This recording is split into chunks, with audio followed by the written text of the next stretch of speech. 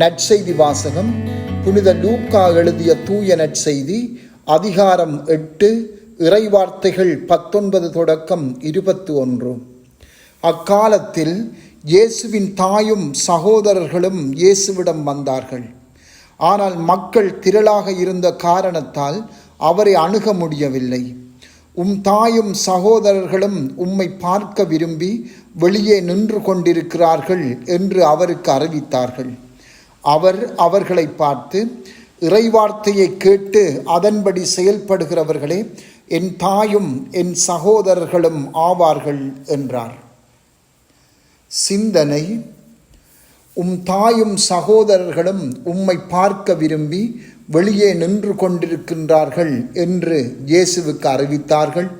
அவர் அவர்களை பார்த்து, இறைவார்த்தையை கேட்டு அதன்படி செயல்படுகிறவர்களே என் தாயும் என் சகோதரர்களும் ஆவார்கள் என்றார்.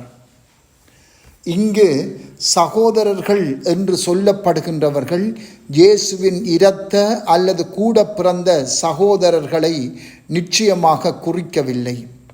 மரியாவின் ஒரே மகனே இயேசு கிறிஸ்து என்பது எமது நம்பிக்கையாகும். கூட்டு குடும்பத்தை சகோதரர்கள் என்று குறிப்பிடுவது பொதுவான வழக்கமாகும். சில வேளைகளில் இரத்த உறவு இல்லாத ஒரே ஊரில் வாழ்பவர்களையும் சகோதரர்கள் என்று குறிப்பிடுவது உண்டு. உறவினர்கள் அங்கு வந்து வெளியே காத்து கொண்டிருப்பதை இயேசுவுக்கு அறிவித்த போது இயேசு என்ன செய்வார் என்று உறவினர்களோ அல்லது அங்கிருந்தவர்களோ எதிர்பார்த்திருப்பார்கள். பொதுவாக இயேசு அவர்களிடம் போய் உரையாடுவார் என்றே எதிர்பார்த்திருந்திருக்கலாம்.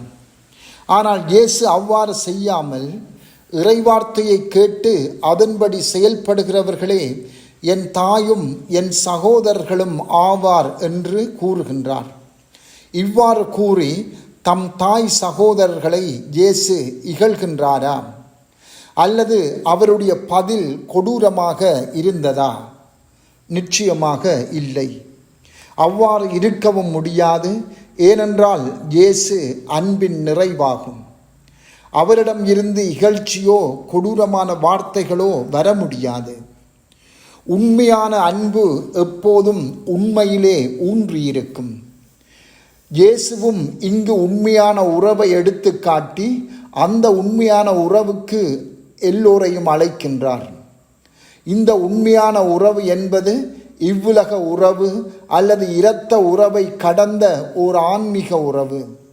இயேசுவும் தம்மை இறைமகன் என்று காட்ட முனைந்து நிற்பதோடு தம் தாய் சகோதரர்களும் இவ்வுலக உறவை கடந்து தம்மை கடவுளின் மகனாக பார்க்க வேண்டும் என்ற அழைப்பை விடுக்கின்றார்.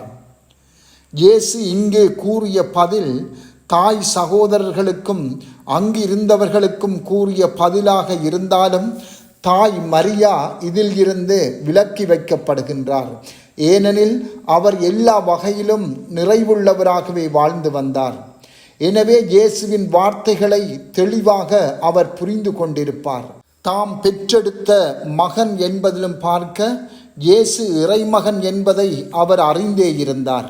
இயேசுவின் தாயும் சகோதரர்களுமாய் இருக்க வேண்டும் என்ற அழைப்பு இன்று எல்லோருக்கும் விடுக்கப்படுகின்றது. அதனை இறைவார்த்தையை கேட்டு நடப்பதன் மூலமாகவே அடைந்து கொள்ள முடியும். புனித பேட் கூறுவார், நாங்கள் இறைவார்த்தையை கேட்டு வாழும்போது நாம் இயேசுவை எமது வார்த்தைகளாலும் செயல்களாலும் இந்த உலகத்துக்கு கொடுக்கின்ற தாயாக ஆகின்றோம். அத்தோடு இறைவார்த்தைக்கு கீழ்ப்படிந்து நடக்கும்போது அது இயேசுவின் சகோதரர்களாக எங்களை ஆக்குகின்றது என்கிறார்.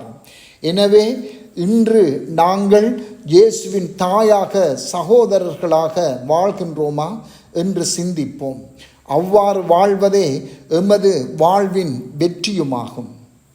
செபம்: ஆண்டவரே, உமது வார்த்தையை கேட்டு நடப்பதன் மூலம் உமது இறை குடும்பத்தின் உறுப்பினர்களாக எங்களை ஆக்கிக் கொள்ளும். ஆமென்.